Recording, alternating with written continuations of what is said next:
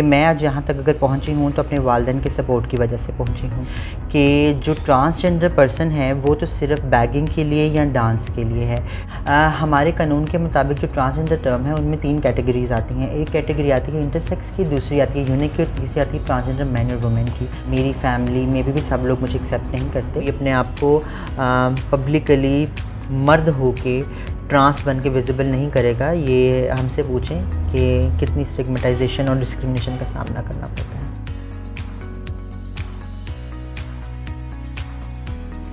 अस्सलामुअलैकुम नाजरीन, मैं हूं आपकी होस्ट हफ्सा मिर्ज़ा और आप देख रहे हैं लाहौरी जलवा।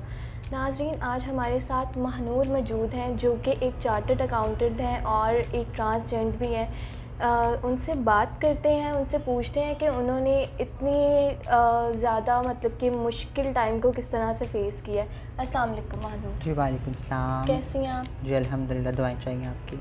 महानूर, आप एक ट्रांस हैं और आप माशाल्लाह से इतनी ज़्यादा एजुकेटेड हैं। आप मुझे बताएं, आपने इस सफ़र को किस तरह से तय किया है? देखें, इट्स वेरी इनफाइनाइट जर्नी और ये जर्नी अभी तक चल रही है। हर इंसान की अपनी लाइफ में अपनी स्ट्रगल होती है और हर इंसान मेरा ये मानना कि हर इंसान की लाइफ में मुश्किलात होती हैं। आप उन मुश्किलात को एक आजमाइश के तौर पे लें तो आप अच्छे तरीके से आगे मूव कर सकते हैं। इसी तरह मैंने इन मुश्किलात को एक आजमाइश के तौर पे लिया और आगे मूव किया। और बहुत सारी ऐसी चीज़ें हैं जो हाईलाइट करने की ज़रूरत है, लेकिन एक चीज़ बताना बहुत ज़रूरी है, एक बेस्ट प्रैक्टिस बताना बहुत ज़रूरी है कि मैं आज यहाँ तक अगर पहुँची हूँ तो अपने वालिदैन के सपोर्ट की वजह से पहुँची हूँ। और वालिदैन का सपोर्ट होना इतना इम्पॉर्टेंट है जितना कि किसी भी माशरे में कोई भी बच्चा, चाहे मर्द औरत या ट्रांसजेंडर हो, जब तक वालिदैन का सपोर्ट उसके साथ नहीं होगा तो वह किसी आला मुकाम पे नहीं पहुँच सकते। तो ये बताना सोसाइटी को बहुत ज़रूरी है आज आप लोगों के कैमरा के थ्रू कि जब तक हम फैमिलीज़ के सपोर्ट सिस्टम को इंश्योर नहीं करेंगे तब तक कोई भी सोसाइटी का बंदा जो है वो इतना काबिल नहीं हो सकता। अच्छा महानूर, आपने देखा है कि अक्सर सोसाइटी में हमारी ऐसा होता है कि अगर किसी के घर ऐसा डिफेक्ट मतलब बेबी हो जाए तो वो उसे एक्सेप्ट नहीं करते और उसको या तो मतलब ऑब्वियसली इसके लिए कुछ कम्युनिटीज़ या सोसाइटीज़ बनी होती हैं, वहाँ पर छोड़ आते हैं। क्योंकि आपको पता है कि फैमिली अगर एक्सेप्ट करना भी चाहे, माँ भी एक्सेप्ट करना चाहे, तो शायद फादर का कुछ दिल इस तरह का होता है या फिर सोसाइटी का काफ़ी प्रेशर होता है। जब आप पैदा हुई तो क्या आप पैदाइशी ऐसी थी? अच्छा, पहले तो चूँकि मैं आज आप लोगों को इंटरव्यू इस पर्पस के लिए दे रही हूँ क्योंकि I want to make people sensitise. और जब तक हम एक दूसरे के ओपिनियन और लोगों के माइंडसेट को ना पढ़ लें हम लोगों के रवैये नहीं बदल सकते। पहले तो हम सबका ये जानना बहुत ज़रूरी है, this is not a defect, this is by default. By default का मतलब क्या है? जब हम सबका मानना ये है कि रब की मर्ज़ी के बगैर कुछ नहीं हो सकता, रब की मर्ज़ी के बगैर पत्ता भी नहीं हिल सकता, तो हमें ये चीज़ समझने की ज़रूरत है कि कोई इंसानियत अगर दुनिया में आई है तो वो रब की मर्ज़ी से आई है। तो उसमें अगर कोई भी ऐसी कमी पेशी रह जाए तो वो भी रब की मर्ज़ी है। अब मेरे नज़दीक ये कोई कमी नहीं है, ठीक है? हम जब बात करते हैं पर्सन विद डिफरेंट एबिलिटीज़ को, जिनको हम डिसेबल लोग भी कहते हैं, हम उनको भी कहते हैं कि उनमें कोई ना कोई कमी है। मैं उस चीज़ को भी कमी नहीं मानती क्योंकि रब ने अगर किसी से कुछ चेंज रखा हो किसी में, तो किसी में कुछ बेहतरी भी रखी होती है। आप देखें, वो लोग इतने इंटेलेक्चुअल हैं कि वो सोसाइटी में इतने अच्छे तरीके से मूव कर रहे हैं।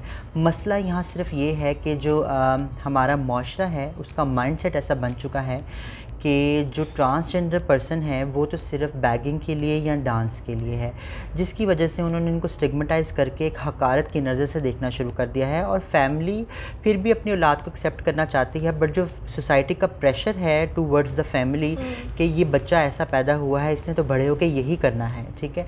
तो उस वजह से जो है फैमिली का जो प्रेशर बिल्ट हो जाता है तो फैमिली डिसओन कर देती है बच्चों को। हमारी सोसाइटी को चाहिए कि वो ये चीज़ फैलाने की बजाय कि अगर ऐसा कोई बच्चा पैदा हुआ है और सिर्फ यही तनकीद करें कि इन्होंने बड़े होके बैगिंग या डांसिंग करनी है, उसकी बजाय आप कोई अहम किरदार अदा करें, इनके लिए और अपॉर्चुनिटीज़ क्रिएट करें, इनके राइट्स के ऊपर काम करें। तो महानूर, आप जब पैदा हुई तो आप बाय डिफ़ॉल्ट ऐसी ही थी या फिर आपको आहिस्ता आहिस्ता ये रियलाइज़ हुआ कि आप मतलब डिफरेंट है? अच्छा, ये थोड़ा सा जानना और पहचानने की ज़रूरत है कि हमारी WHO की गाइडलाइंस क्या कहती हैं, हमारा कानून क्या कहता है। हमारे कानून के मुताबिक जो ट्रांसजेंडर टर्म है उनमें 3 कैटेगरीज़ आती हैं। एक कैटेगरी आती है इंटरसेक्स की, दूसरी आती है यूनिक की और तीसरी आती है ट्रांसजेंडर मैन और वुमेन की। अब ये तीनों वो कैटेगरीज़ हैं जो कि इंटरलिंक्ड हैं ट्रांसजेंडर टर्मिनोलॉजीज़ के साथ, बट इसमें कुछ फ़र्क है करैक्टरिस्टिक्स का, कुछ फ़र्क है जेंडर अंडरगो सर्जरीज़ का, और कुछ फ़र्क है कि आप with the passage of time कैसे रियलाइज़ करते हैं कि आपकी सिन्फ जो है वो क्या है। तो ये कैटेगरीज़ बताना बहुत ज़रूरी है, और अनफॉर्चुनेटली हमारे मुल्क में ऐसी कोई अवेलेबिलिटी नहीं है कि पैदाइश के वक्त जो है बच्चे को बताया जाए या वालिदैन को बताया जाए कि वो बच्चा क्या है। और इसमें एक अच्छी खूबी ये भी है कि जो स्पेसिफिकली इंटरसेक्स की करैक्टरिस्टिक्स हैं वो सिर्फ पैदाइश के वक्त पता नहीं चलती, वो with the passage of time पता चलती हैं। और उसकी 36 करैक्टरिस्टिक्स हैं, वो आपकी पुबर्टी के स्टेज में किसी भी वक्त पता चल सकती हैं। या तो वो बच्चा या बेबी ख़ुद बताएगा, ठीक है, या तो वालिदैन को अगर अर्ली स्टेज में पता चल जाएगा तो वो वालिदैन बताएंगे। बट मसला ये है कि यहाँ पे अगर वालिदैन को भी पता चल जाए तो वो बताना नहीं चाहते, तो उसको छुपा दिया जाता है। तो इसलिए हमने अपने कानून के मुताबिक ये चीज़ बताई और समझाई लोगों को कि ये सेल्फ़ परसीव्ड आइडेंटिटी है, लोग ख़ुद से बताएं कि वो क्या हैं, ठीक है। अब मुझे नहीं पता कि मैं पैदाइश के वक्त क्या थी या क्या फ़र्क था, ठीक है, लेकिन जब मैंने अपना होश संभाला तो मैंने ये पाया कि मैं मर्द और औरत से फ़र्क हूँ, ठीक है। और मैंने अपने आप को ऐसा ही पाया जैसे मैं आपके सामने इस वक्त आज बैठी हूँ। महानूर, आपने किसको फ़र्स्ट टाइम बताया कि आप डिफरेंट हैं? पहले तो ये चीज़ भी बताना बहुत ज़रूरी है आप लोगों को कि मुझे कैसे पता चला मैं डिफ़रेंट हूँ। इसमें 2 अहम किरदार हैं। पहला किरदार तो ये है कि मेरा अपना रहन-सहन मुझे बताने लग पड़ा कि मैं फ़र्क हूँ, और मेरी चेंजेस मुझे एहसास दिलाने लग गई कि मैं फ़र्क हूँ। उसके साथ-साथ मुझे सोसाइटी ने एक पीयर प्रेशर क्रिएट किया कि मैं उनमें सेट नहीं हूँ, मैं मर्द और औरतों की सोसाइटी में फ़िट इन नहीं हो पा रही। तो इस फ़र्क ने मुझे रियलाइज़ करवाया। जब ये फ़र्क रियलाइज़ हुआ तो मैं ख़ुद तो कश्मकश में थी ही, बट जब माशरे ने मुझे कबूल करने से जो है इनकार कर दिया तो मुझे लगा मुझे किसी को बताने की ज़रूरत है। तो मैंने सबसे पहले अपनी फ़ैमिली में ही बताया था, और अपनी फ़ैमिली में सबसे पहले मैंने अपनी मदर को ही कम्युनिकेट किया था कि ये फ़र्क है। वालिद मेरे चूँकि शुरू से ही बाहर होते थे सऊदी अरेबिया में, तो उनके साथ मेरा इतना इंटरेक्शन नहीं था, तो मुझे अपनी वालदा को बताना पड़ा। और मैं अनफॉर्चुनेटली ये बात कहूँगी कि कभी-कभी ऐसा होता है कि आप जैसे मैंने कहा मेरे वालिद बाहर थे, तो मेरे लिए क्या अनफॉर्चुनेट चीज़ है कि आई विश कि उस वक़्त दोनों स्ट्रक्चर मेरे पास होते तो मैं बताती, लेकिन मेरी मदर ने फिर भी बहुत एक अहम किरदार अदा किया। और मेरी वालदा चूँकि पढ़ी लिखी हैं, और उन्होंने इस चीज़ को एक्सेप्ट किया, और उन्होंने जब कम्युनिकेट किया वालिद को, वो एक अलग स्टोरी है कि वो क्या प्रेशर बिल्ड हुआ वो सारा कुछ, ठीक है, लेकिन मैंने सबसे पहले अपनी वालदा को ही कम्युनिकेट किया था। जब उन्होंने आपको एक्सेप्ट किया पूरी फैमिली ने, तो ऑब्वियसली ख़ानदान के और भी लोग होते हैं, सबको पता चल ही जाता है, तो क्या उनकी तरफ से क्या रद्द-ए-अमल था? अच्छा, पहले तो ये बताना ज़रूरी है कि I do believe in reality, ठीक है। मेरी फैमिली में भी सब लोग मुझे एक्सेप्ट नहीं करते। अब एक्सेप्टेंस का लेवल होता है, ठीक है ना वो डिसोन करते हैं मुझे, वो डिसोन भी नहीं करते। एक्सेप्टेंस इन व्हाट सेंस नहीं है, वो ये है कि कुछ लोग हैं फैमिली में, मैं उनका नाम नहीं लेना चाहूँगी, वो स्टिल एक प्रेशर बिल्ड करने की कोशिश कर रहे हैं कि ऐसा नहीं है, ऐसा नहीं है, ऐसा नहीं है, इससे हमारा फैमिली का नाम ख़राब होगा। बट मैंने और मेरे रब ने और मेरे आसपास का जो स्ट्रक्चर सिस्टम है उसने मुझे ऐसी अपॉर्चुनिटीज़ दी कि मैंने एक बेस्ट प्रैक्टिस सेट की, और मैंने माशरे में एक रोल मॉडल का किरदार अदा कर रही हूँ और करती रहूँगी, जिसकी वजह से एक्सेप्टेंस आई। अब मसला ये है कि लोग जो प्रेशर बिल्ड कर रहे हैं उसका असर क्या हो रहा है? उसका असर ये हो रहा है कि मेरी फैमिली तो अपनी जगह कायम है, बट मैं कहीं न कहीं अपनी मेंटल हेल्थ जो है ना वो वीक पाती हूँ कि क्यों इनमें एक्सेप्टेंस नहीं आ रही जबकि इतनी चीज़ें बदल गई हुई हैं। तो मेरी उन लोगों से गुजारिश है कि आप लोग किसी भी सिन्फ को प्रायोरिटी मत दें, इंसानियत को प्रायोरिटी दें और उसके काम को प्रायोरिटी दें। ठीक है। अच्छा महानूर, आप मुझे ये बताएं, जब आपने मतलब अपनी एजुकेशन की जर्नी स्टार्ट की आपकी इस नए उसके बाद, यानी कि बदलाव के बाद, आपको कॉलेजेस गई होंगी, आप यूनिवर्सिटीज़ गई होंगी, वहाँ पर आपको कभी बुलिंग, कभी क्रिटिसाइज़ इस तरह से कुछ आपने फेस किया होगा? अच्छा, हमारी सोसाइटी का ना एक डिलेमा है। हमारी सोसाइटी ना डिवाइड हो चुकी है मुख्तलिफ़ क्लास में, ठीक है? क्लास मतलब क्लास की भी फर्दर कैटेगरीज़ होती हैं। कभी आपकी पावर डायनामिक्स की क्लास होती है, कभी आपके पैसे की डायनामिक्स की क्लास होती है, ठीक है? कभी आपकी एजुकेशन क्लास की डिवीज़न होती है। अब यहाँ पे मसला ये है कि हम लोगों ने खुद ही चीज़ों को इतना डिवाइड कर दिया हुआ है कि जहाँ पे क्लास बैरियर आता था, ठीक है ना, वहाँ पे तो लोग एक्सेप्ट नहीं करते थे। पर जहाँ पे क्लास बैरियर नहीं था, जैसे फॉर एग्ज़ाम्पल मैं कहूँगी कि मैं जब ग्रेजुएशन कर रही थी और जब मैं एसीसी कर रही थी, तो वहाँ पे क्लास ऐसी थी कि वो इतने एजुकेटेड और पढ़े लिखे लोग थे, उन्होंने कभी मुझे रियलाइज़ ही नहीं करवाया कि मैं उनसे अलग हूँ, ठीक है। लेकिन जब मैं स्कूल और कॉलेज की बात करती हूँ, तो मुझे अपनी टीचर से भी स्टिग्मा डिस्क्रिमिनेशन फ़ेस करनी पड़ी। उन्होंने मुझे जुल्फ़ा तक सबके सामने कह के पुकारा और उससे मेरा मोरल और मेरा कॉन्फिडेंस बहुत लो हो जाता था और मैं अक्सर स्कूल जाना या कॉलेज जाना पसंद नहीं करती थी। तो ये फ़र्क है और इस फ़र्क को हम कैसे कम कर सकते हैं, हमें वो देखने की ज़रूरत है कि पढ़ा लिखा तबका जो या जो रिच तबका है, मुझे नहीं पता ये फ़र्क क्यों आया, ठीक है, लेकिन उनमें एक्सेप्टेंस है ट्रांसजेंडर कम्युनिटी के। पर वो तबका जो इतना पढ़ा लिखा नहीं है या जिनके पास इतना पैसा नहीं है, वो खुद भी मार्जिनलाइज्ड हैं और वो साथ साथ जो मार्जिनलाइज्ड तबका है उसको और वल्नरेबल करते जा रहे हैं। तो ये हमें डायनामिक्स समझने की ज़रूरत है और इसको हमें ओवरकम करने की ज़रूरत है। इसको ओवरकम करने का तरीका है, जो कि तरीका आज हम अपना रहे हैं, अवेयरनेस, ठीक है। मीडिया का एक इम्पॉर्टेंट रोल है इस तरह के कैंपेन्स चलाने का, बट हमें ये देखना है कि हमें ये उस ऑडियंस तक कैसे मैसेज पहुंचाने हैं, उस लेवल तक कैसे लेके जाना है, ये सोचने की हमें ज़रूरत है। महानूर, आपको इतने ज़्यादा सर्टिफिकेट्स, कुछ अवार्ड्स वगैरह मिले हैं, आपने बाहर के ममालिक भी सफ़र किया, वहाँ का एक्सपीरियंस आपके इस ट्रांस को लेके किस तरह से था? क्या वहाँ पे भी आपको कुछ मुश्किलात फ़ेस करनी पड़ी?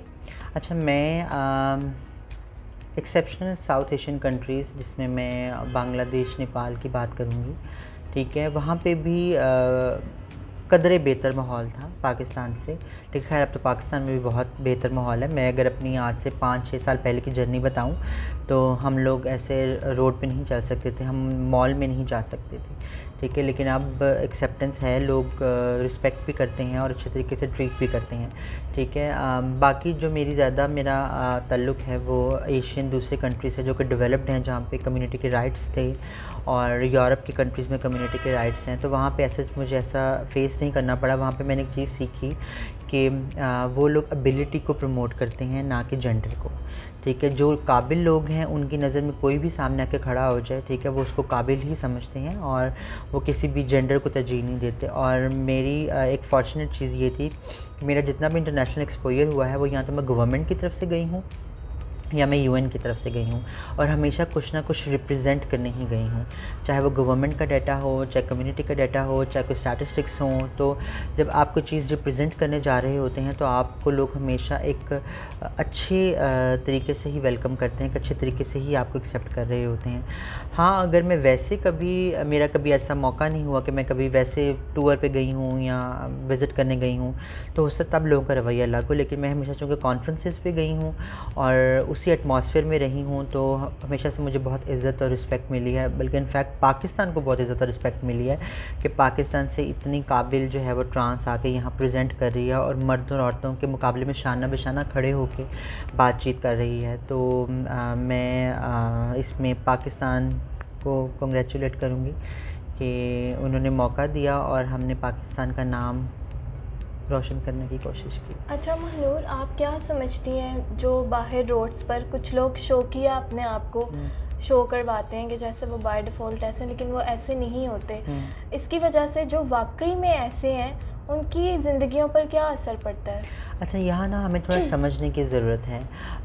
अगेन वो डायनामिक्स वाला स्ट्रक्चर की बात है, जिसको थोड़ा सा और हम सिंपल वर्ड में जो है वो करते हैं, क्लियर करते हैं। पहले तो एक चीज़ हमें समझने की ज़रूरत है कि पिसा हुआ तबका जो है वो ये कम्युनिटी है, ठीक है। अगर हम ये कहें कि ये लोग बने हुए हैं, ठीक है, अब बने हुओं में अगर मैं ये सोचूं कि एक पैट्रियार्की सिस्टम में हम रहते हैं, जहाँ मेल डोमिनेंट सोसाइटी है, तो क्या कोई मर्द औरतों का पहनावा पहन के सड़क पे आ सकता है और अपने आप को मार्जिनलाइज़ कर सकता है? ठीक है, तो हमें इस तरह सोचने की ज़रूरत है। ठीक है, अब इसका हरगिज़ मतलब ये भी नहीं है कि कुछ लोग बने नहीं होंगे। ठीक है, डेफ़िनेटली बने होंगे, लेकिन हमें ये समझने की ज़रूरत है कि अगर है तो ऐसा क्यों है। ठीक है, और ऐसा है, कुछ लोग बने हुए हैं जिनको हम मुहाजिर भी कहते हैं। अब वो मुहाजिर कहाँ से हैं, वो रिफ्यूजीज़ हैं या आई डोंट नो कौन है। ठीक है, वो हैं और वो बने हुए हैं, और जब उनको कभी मैं डील करती हूँ या मेरे सामने कभी कोई आ जाए तो मैं उनसे इंटरेक्ट करती हूँ, तो उनको आइडिया हो अगर कि ये ट्रांस है, तो वो फ़ौरन वहाँ से वैनिश हो जाते हैं, भाग जाते हैं, घबरा जाते हैं। अब जो दूसरा आपकी बात है इंटरलिंक्ड के, उससे दूसरी कम्युनिटी के जो राइट्स हैं वो कहीं वायलेट तो नहीं हो रहे। अब मेरा सिर्फ कंसर्न ये है, भीख मांगना कोई राइट नहीं है। ठीक है, अगर ट्रांस कम्युनिटी कोई बन के अगर भीख मांग रही है, तो मेरे ख्याल से तो वो खुद को वल्नरेबल ही कर रहे हैं। ठीक है, वो कोई हक नहीं है। अगर हक मांगना है और हक की अगर तलफ़ी हो रही है, तो हम इसके ऊपर बात करें कि अगर किसी ने एजुकेशन हासिल करने का किसी के पास कोटा है, या जॉब का कोटा है, या इलेक्शन कंटेस्ट करने का कोटा है, तो उस कोटे पे अगर कोई फेक ट्रांस पर्सन आके बैठे तो तब समझ आता है, जबकि ऐसा नहीं हो सकता। कोई अपने आप को पब्लिकली मर्द होके ट्रांस बन के विजिबल नहीं करेगा। ये हमसे पूछें कि कितनी स्टिग्मेटाइजेशन और डिस्क्रिमिनेशन का सामना करना पड़ता है। अच्छा महानूर, आप अपनी फैमिली में पहली ट्रांस हैं? अभी तक तो मैं ही पहली हूँ। ओके महानूर, आप ऐसी कम्युनिटी या ऐसे लोगों को कोई पैगाम देना चाहेंगी जिनके घर ऐसे बच्चे पैदा होते हैं और उनको एक्सेप्ट नहीं करते, और उन लोगों को भी जो आपकी तरह हैं लेकिन एग्जैक्ट आपकी तरह नहीं है, जिस मुकाम पर आज हैं, बल्कि वो बैगिंग करते हैं या डांस करते हैं, ऐसे लोगों को आप कोई पैगाम देना चाहते हैं? दो पैगाम, एक फ़ैमिली के लिए और एक हमारी कम्युनिटी के लिए। फ़ैमिली के लिए क्या पैगाम है? फ़ैमिली के लिए पैगाम ये है कि आप अपने बच्चों को एक्सेप्ट करें जैसे वो हैं। अगर आप लोग एक्सेप्ट नहीं करेंगे तो मुआशरा उनको एक्सेप्ट नहीं करेगा। जब उनको मुआशरा एक्सेप्ट नहीं करेगा तो वो एक तंग दस्ती की तरफ चले जाएंगे, तो वो ना आपके लिए कोई अहम किरदार अदा कर पाएंगे और ना ही इस मुल्क के लिए। तो वो स्पेस क्रिएट करें अपने बच्चों के लिए, ताकि वो इस मुल्क के लिए और आपके लिए एक अहम किरदार अदा कर सकें। और अब मैं मैसेज देना चाहूँगी अपनी कम्युनिटी को, हमारे पास अगर अपॉर्चुनिटीज़ नहीं हैं तो हमें वो क्रिएट करने की ज़रूरत है। हक़ नहीं मिल रहा तो उसके लिए आवाज़ उठाएं, और आप आवाज़ उठाएंगे तो आपको आपका हक़ मिलेगा, और जब हक़ मिलेगा तो आपको भी इस सोसाइटी में एक इज़्ज़त की जगह मिलेगी, और आपकी सोसाइटी के साथ साथ आपके घर वाले भी आपको एक्सेप्ट करेंगे। Thank you so much. नाज़रीन, हमारे साथ महानूर मौजूद थी। मर्द या औरत या कोई भी थर्ड जेंडर पैदा होना, ये तो अल्लाह ताला के हाथ में है। बाय डिफ़ॉल्ट कोई ऐसा नहीं होता। ये वक्त के साथ साथ और अल्लाह ताला को क्या मंजूर होता है, ये तो आप लोगों ने महानूर से खुद उनकी ज़ुबानी सुनी है। मैं बस इतना कहना चाहूँगी कि अल्लाह ताला ने किसी भी इंसान को कमतर पैदा नहीं किया। मर्द औरत बाद में आता है, सबसे पहले इंसानियत आती है। काइंडली अपनी जैसे लोगों का और इस तरह की कम्युनिटी का ख़ास ख्याल रखें। बहुत बहुत शुक्रिया।